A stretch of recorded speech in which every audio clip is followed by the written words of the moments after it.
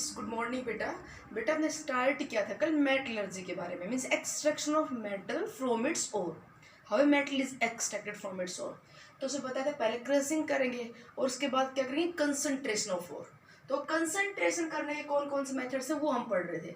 Concentration of ore means removal of earth impurities from the ore particles, कि जो हमें अर्थ से ओर मिलता है वो प्योर नहीं हो, तो उसमें बहुत सारी इम्प्योरिटीज होती है। उन इम्प्योरिटीज को सेपरेट आउट करने के लिए दो टाइप के प्रोसेस होते हैं, फिजिकल और केमिकल।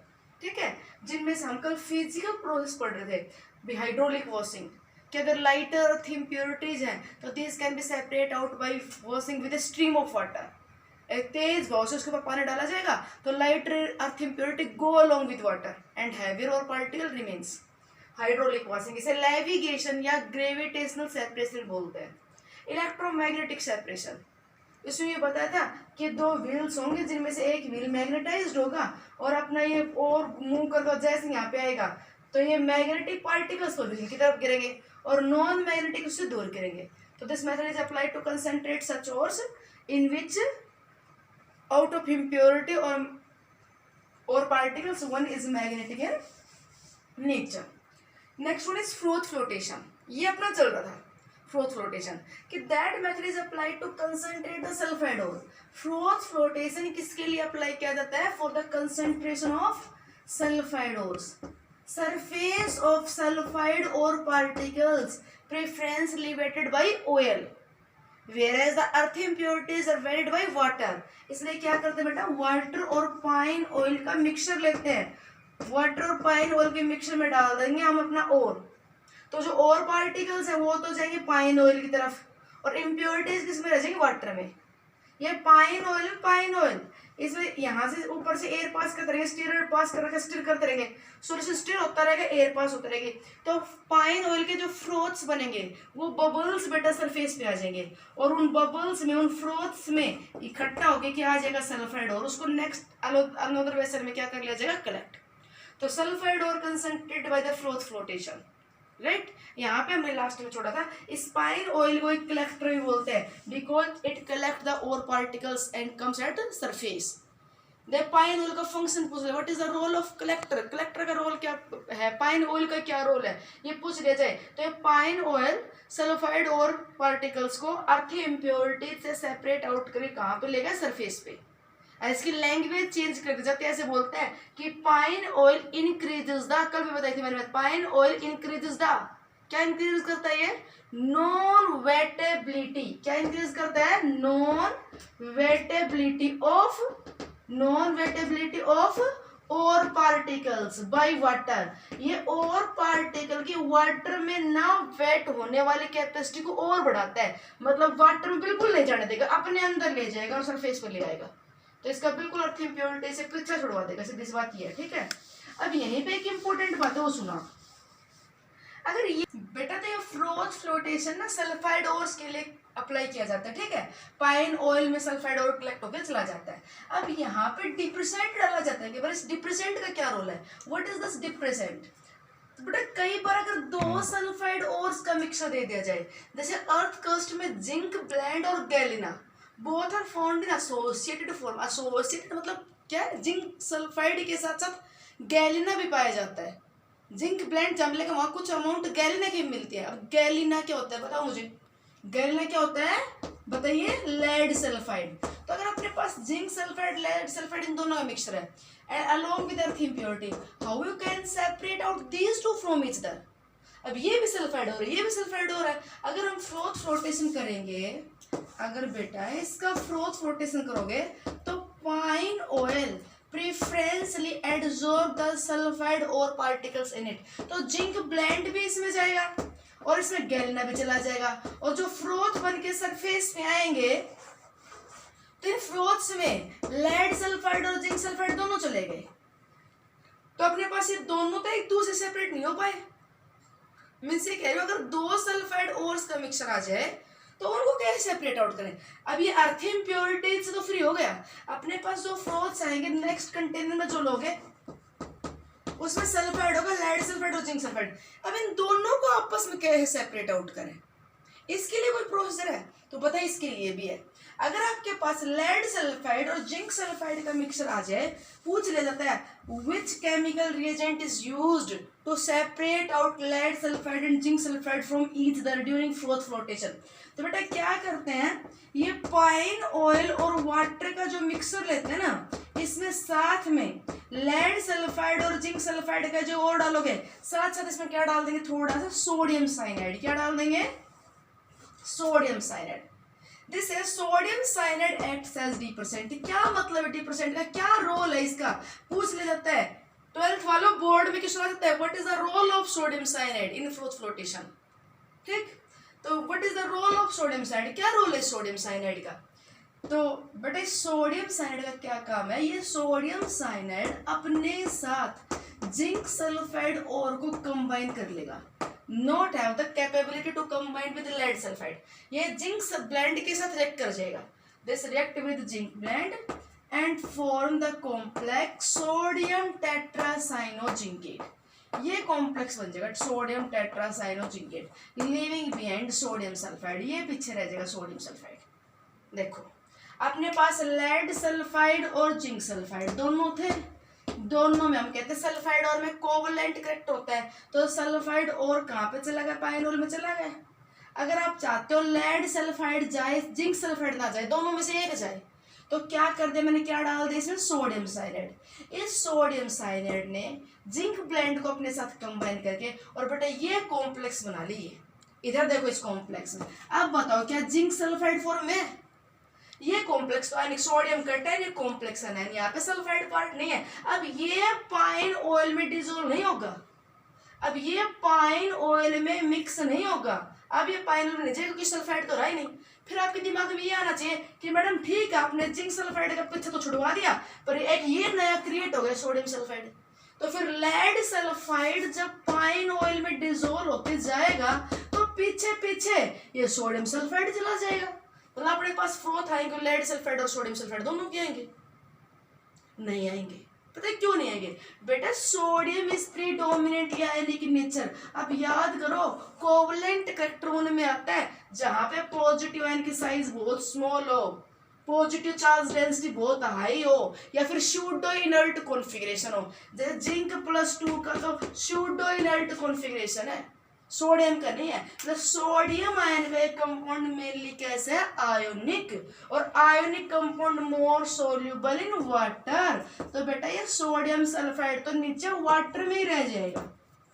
आई कुछ बात समझ में, नहीं आई होगी दोबारा सुनो। अपने पास मिक्सचर है लेड सल्फाइड और जिंक सल्फाइड का, और हम इसको कंसंट्रेट करना चाह रहे हैं with froth flotation by using A suspension of pine oil and water, whose principle is that it preferentially absorbs the sulfide or particles in it and comes on the surface. If you want to separate these two from each other, then we use an extra chemical reagent sodium cyanide. How this sodium cyanide becomes sufficient, how it becomes able to separate out these two, कैसे इसको रोक पाएगा एक दूसरे से कैसे अलग कर पाएगा, इनको पाइन ऑयल में जाने से कैसे रोक पाएगा। तो इनमें से सल्फाइड और तो पाइन ऑयल में जाके सरफेस पे आएगा, पर जिंक ब्लेंड नहीं आ पाएगा। क्यों नहीं आ पाएगा, क्योंकि जिंक ब्लेंड भाई साहब को सोडियम साइनाइड ने अपने साथ गठबंधन करके यहाँ पे ले आया, समझ गए। मतलब ये इसके साथ रिएक्ट करके यहाँ पे आ गए। अब इसने इसको सल्फाइड फॉर्म में छोड़ा ही नहीं, ये तो सल्फाइड फॉर्म में बेटा रहा ही नहीं, सल्फाइड ही तो पाइन ऑयल में जाता, मेरी बात समझिए। अब ये सल्फाइड फॉर्म में रहा ही नहीं, तो इसलिए अपना जिंक तो सारा का सारा इस कॉम्प्लेक्स के फॉर्म में नीचे रह गया कि नहीं, नहीं है। कौन गया, लेड सल्फाइड। फिर आपके माइंड में कहीं एक्स्ट्रा चीज ये आ जाए कि मैडम जी ये सोडियम सल्फाइड जाएगा, नहीं जाएगा, क्योंकि सोडियम सल्फाइड कैसा है, mainly ionic. Okay, so now only this lead sulfide preferentially adsorb on pine oil surface and comes on the form of froth at the surface of this container. Froths के form में सिर्फ आपको कौन आएगा, lead sulphide, zinc sulphide नहीं आएगा। Okay, इसको रोका किसने, सोडियम साइनाइड ने। इसने इसको डिप्रेस कर दिया मतलब नीचे ही दबाए रखा, डिप्रेस कर दे मीन्स नीचे दबाए रखा।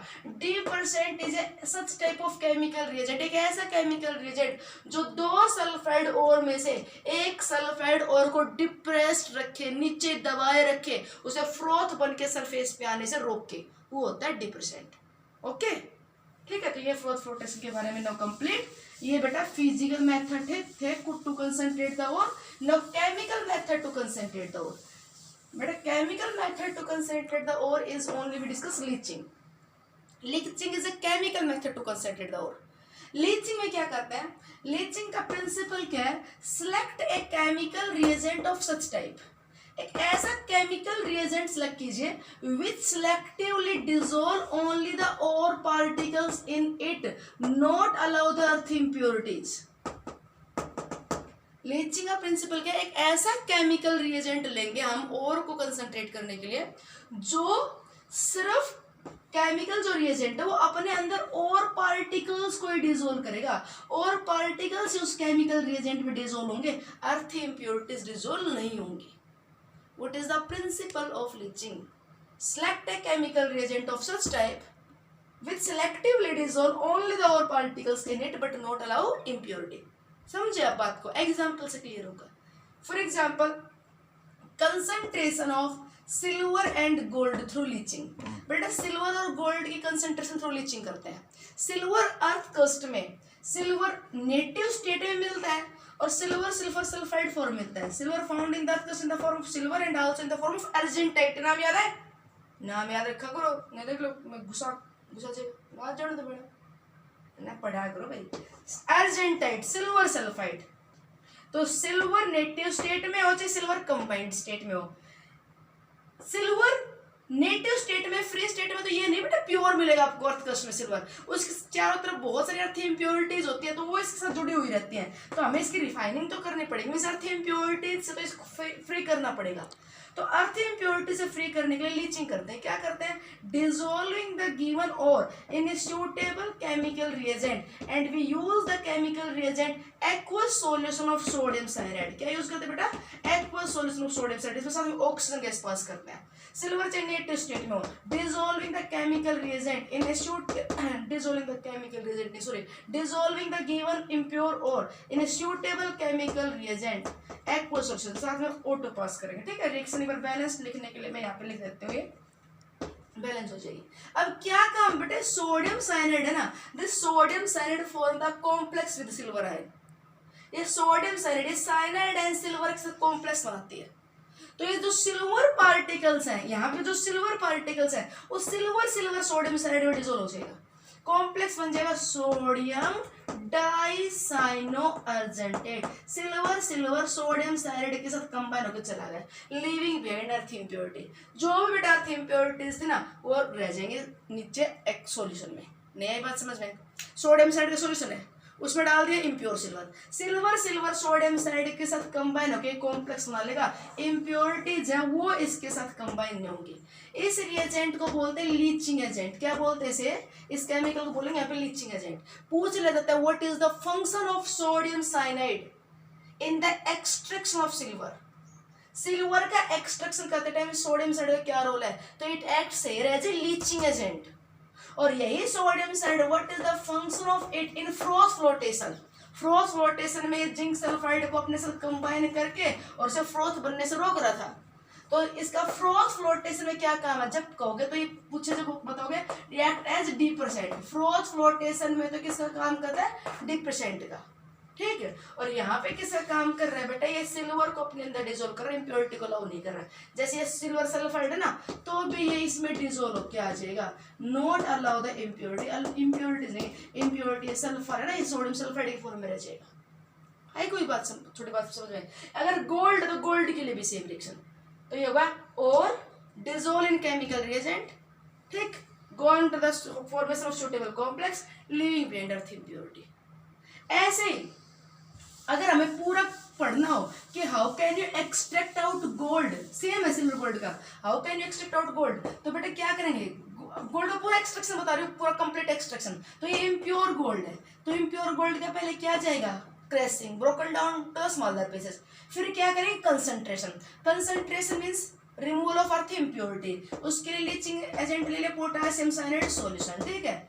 ये बेटे डिजोल्व हो गया, डिजोल्व हो गया तो यहाँ पे क्या बना, पोटेशियम डाइसाइनोयूरेट। ओके, हो गया इतना काम। इसके बाद ये तो हो गया बेटा leaching, now it is free from the earth impurity, free हो गया इम्प्योरिटी से। अब ये जो बनाना अपने पास complex potassium dicyanoaurate, now that treated with more reactive metal zinc, हमने इसमें मोर रिएक्टिव जिंक मेटल डाल दिया। You know that a more reactive metal can displace the less reactive from the solution. तो इस सॉल्यूशन में जैसे zinc डालोगे तो बेटा ये इसके साथ रिएक्ट करके और ये बन गया पोटेशियम टेट्रासाइनोजिंकेट, और यहाँ से गोल्ड आ गया बाहर। देखो अगर स्टेप फर्स्ट लिखते ओनली ये तो बेटा लीचिंग है कि know that gold is free from the earth impurity, gold earth impurity से फ्री हो चुका है, कि जो यहाँ पे इम्प्योरिटी तो यहीं पे रह गई, सिर्फ कौन गया इसमें डिजोल्व हुआ, कौन है, ओनली गोल्ड। गोल्ड गोल्ड आया यहाँ पे, ये गोल्ड ने इसके साथ कॉम्प्लेक्स बनाया, अर्थ इम्प्योरिटी नहीं बनाया, तो गोल्ड इसके साथ कंबाइन हो क्या गया, ये तो हुई लीचिंग। अच्छा जी, लीचिंग के बाद मैंने क्या कर दिया, इसमें क्या डाल दिया, मोर रिएक्टिव मेटल, और अपने पास वो गोल्ड आ गया। देखो ये इम्प्योर गोल्ड था, इम्प्योरिटी यहीं रह गई, गोल्ड गोल्ड गया, इस गोल्ड को डिस्प्लेस किसने कर दिया, जिंक ने, अपने पास से प्योर गोल्ड आ गया। ये तो पूरी मेटलर्जी हो गई, extraction of metal from it's, जो भी और में जिस पेपर फॉर मैथ क्वेश्चन में था। इसको पूरे को दोनों स्टेप को कुल मिला के टोटली क्या बोलते हैं, हाइड्रोमेटलर्जी। ये है बेटा वो हाइड्रोमेटलर्जी जो हम कल बता रहे थे, हाइड्रोमेटलर्जी। हाइड्रोमेटलर्जी में क्या करते हैं, concentration through leaching and then displacement by more reactive metal. Define कैसे करते हैं कि dissolving the given ore in a suitable chemical reagent and then followed by displacement by more reactive metal. कोई आपसे ये पूछे कि what is the complete name of this process called, hydrometallurgy, इसके बारे में बेटा मैक और थर्स ने बताया था, इसी का नाम है मैक और थर्स साइनाइड प्रोसेस, इसी का नाम है मैक और थर्स साइनाइड प्रोसेस, इसी का नाम है, ठीक है। ये पूछे कि हाइड्रोमेटलर्जी में पहला स्टेप जो लीचिंग है, यहाँ पे ऑक्सीडेशन हुआ है मेटल का, और दूसरे स्टेप में रिडक्शन हुआ है, क्या बात सही है, देखो जी गोल्ड नेटिव स्टेट में 0, अब बेटा जो कॉम्प्लेक्स बनेगा यहाँ पे पोटेशियम की स्टेट आपको पता है +1, साइनाइड की पता है -1, तो गोल्ड की ऑक्सीडेशन स्टेट निकालो +1 आएगी, तो 0 से +1 हुआ ना ऑक्सीडेशन, और दूसरे स्टेप में क्या रिडक्शन हुआ है, देखो जी +1 जिंक ने इसको रिड्यूस किया, अपने पास जिंक तो चला गया कॉम्प्लेक्स में, गोल्ड आ गया फ्री, तो देखो पहले 0 से +1 और दूसरे +1 से 0, तो yes oxidation as well as reduction, ठीक। तो एक केमिकल मेथड था कंसंट्रेशन, ये पहला स्टेप कंसंट्रेशन, दूसरे में हमने पूरे एक्सट्रैक्शन लिख दिए, ठीक। अच्छा जी और बताओ, तो सिल्वर गोल्ड और एल्यूमिना इनकी कंसंट्रेशन करते हैं बेटा लीचिंग से, किस किसी करते हैं concentration through leaching, silver gold and alumina, इनके लिए अप्लाई करते हैं mainly leaching process. How can you concentrate the bauxite और, एल्यूमिनियम का चीफ और बेटा बॉक्साइट और, एल्यूमिनियम का मेन और कौन सा, bauxite, bauxite is the chief ore of aluminium, aluminium found in the form of bauxite. अब बॉक्साइट के बेटा 2 फॉर्म होते हैं, एक होते हैं रेड बॉक्साइट, एक होता है व्हाइट बॉक्साइट, ठीक है। आपने को मेनली रेड बॉक्साइट के बारे में ज्यादा देखते हैं। How you concentrate out the bauxite और, इसी कंसंट्रेशन कैसे करते हैं, तो बेटा इस रेड बॉक्साइट को कंसंट्रेट करने के 2 मेथड हैं, कंसंट्रेट करने के 2 मेथड है, ठीक है। इन दोनों में से कौन सा है, एक तो first concentration of alumina by Bayer's process. 12th वाले बच्चों का ध्यान सुनना बेटा, ये बेयर्स प्रोसेस बोर्ड में बहुत बार आता है, बहुत बार आता है। आपने जो सीबीएसई बोर्ड में 12th वाले को सुन लीजिए, ये सिर्फ बेयर्स प्रोसेस है, बाकी मैं यहाँ पे एक और बताऊंगी होल्स प्रोसेस, और एक और बताएंगे हम यहाँ पे सरपेक्स मेथड। ये कंपटीशन टेस्ट जितने भी होते हैं उनमें होल्स और सरपेक्स के बारे में पूछ लेते हैं, पर बोर्ड में बता दूं मैं सिर्फ अपना रिएक्शन जो कंप्लीट आते हैं बेयर्स की, और 10th वाले भाई साहब आपकी तो ना आईआईटी का पेपर होता है, मतलब कुछ भी पूछ ले, ठीक है। मतलब आपको तो ये पता होना चाहिए बेयर्स, होल्स एंड सरपेक्स, इन प्रोसेस का नाम ये पता होना चाहिए आपको।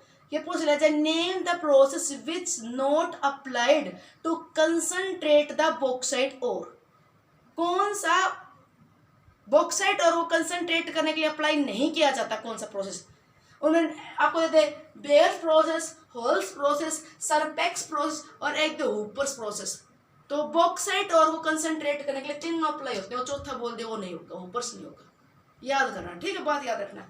तो टेस्ट बेयर्स प्रोसेस की रिएक्शन आते हैं, बेयर्स प्रोसेस में क्या करते हैं, सुन लो बात, ये इम्प्योर एल्यूमिना है, ये क्या अपने पास इम्प्योर बॉक्साइट और बेयर्स वाला सुनो, that treated with concentrated solution of NaOH 40% sodium hydroxide solution लेंगे, ठीक, और 40% सोडियम हाइड्रोक्साइड सॉल्यूशन में एल्यूमिना डाल दिया। ध्यान सुनो, इम्प्योर एल्यूमिना NaOH सॉल्यूशन में डाल दिया, एल्यूमिना डिजोल्व होकर इस फॉर्म में आ गया और कॉम्प्लेक्स बना लिया सोडियम टेट्राहाइड्रोक्सो एल्यूमिनेट, एल्यूमिना डिजोल्व होकर आ गया, ठीक है बेटा।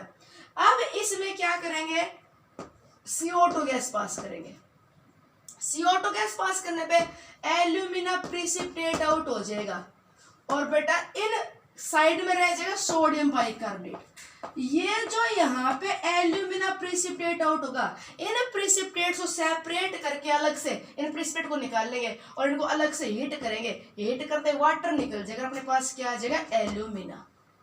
दोबारा सुनो, बेयर्स प्रोसेस में क्या करेंगे, Bayer's process the method to concentrate the alumina, it is a leaching process, here the impure alumina treated with this sodium hydroxide solution। यहाँ पूछे what is the leaching agent, sodium hydroxide solution। इस chemical reagent ने alumina को अपने अंदर dissolve कर लिया, impurity को नहीं किया, पहला काम हो गया। इसके बाद CO2 पास करते एल्यूमिना इसमें से निकल गया, इनके क्रिस्टल्स को करके सेपरेट हीट करके प्योर एल्यूमिना आ गया।